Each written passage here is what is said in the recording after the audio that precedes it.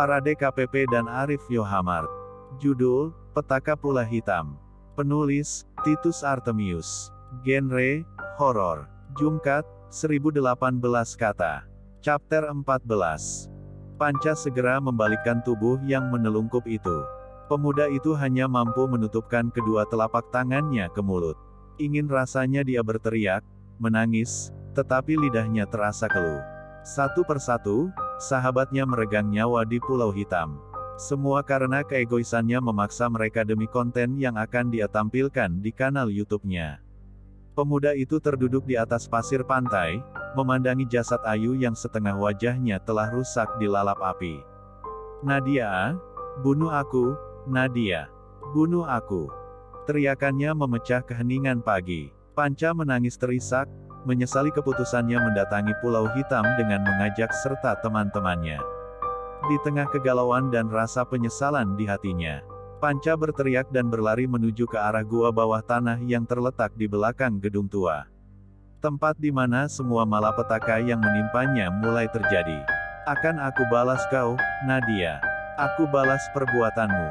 Pemuda itu berlari sambil meracau, mengeluarkan sumpah serapah dan berteriak tak jelas memanggil-manggil nama Nadia. Berkali-kali pemuda itu terjatuh tetapi segera bangkit dan berlari kembali. Meski napasnya mulai tersengal, kakinya pun terasa gemetar, akan tetapi emosinya yang meluap seakan memberi energi yang berlipat yang membuatnya sanggup untuk terus berlari.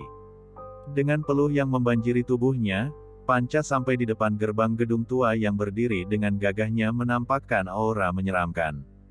Panca memandang ke arah gedung tua. Napasnya memburu. Tanpa berkata apapun, pemuda itu segera berlari menuju ke arah belakang gedung, di mana gua bawah tanah berada. Dengan tergesa, Panca menuruni pintu goa yang gelap dan licin. Pemuda itu terpeleset dan terpelanting hingga jatuh ke bawah, ke atas dasar goa. Dengan meringis menahan sakit, dia terus berjalan.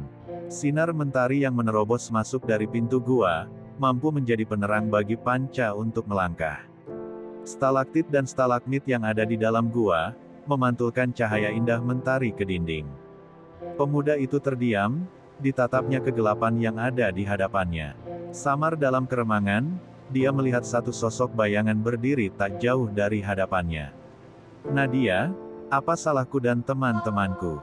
Mengapa kau tega membunuh mereka semua? Katakan."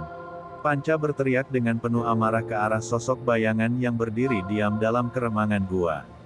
Tawa perempuan menggema dalam gua. Panca merasakan sakit yang teramat sangat ketika tawa itu seolah menusuk-nusuk gendang telinganya. "Hentikan, hentikan." Pemuda itu menutup kedua telinganya dengan kedua telapak tangannya. Jantungnya berdegup kencang. Tak kuat menahan rasa sakit yang menyerang, Panca berusaha berbalik dan berlari ke arah pintu gua.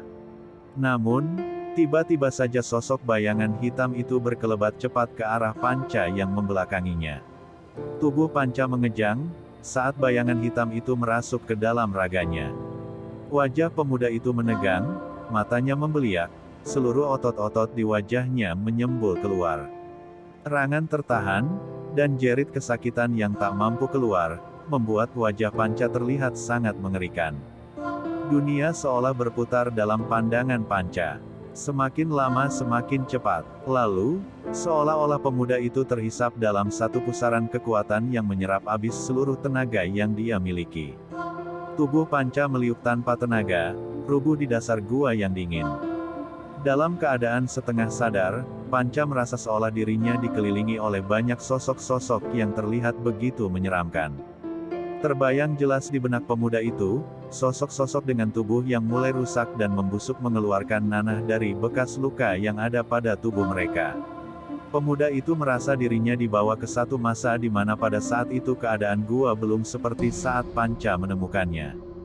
Banyak kotoran kelelawar yang berceceran di lantai, dengan bau busuk yang menyengat. Terlihat seorang lelaki tua dengan tubuh kurus kerempeng, duduk di salah satu sudut gua menunggu seorang gadis tua yang tertidur dengan perut membusung. Laki-laki tua itu nampak menyedihkan sekali keadaannya, begitu pula dengan gadis yang tertidur hanya beralaskan dedaunan tanpa selimut.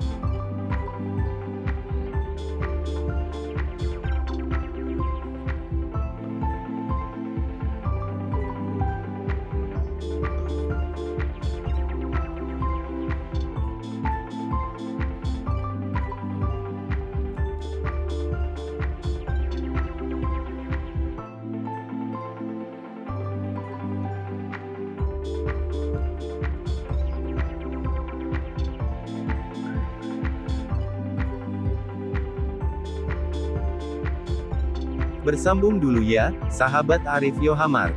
Jangan lupa klik tombol like, komen dan subscribe. Terima kasih.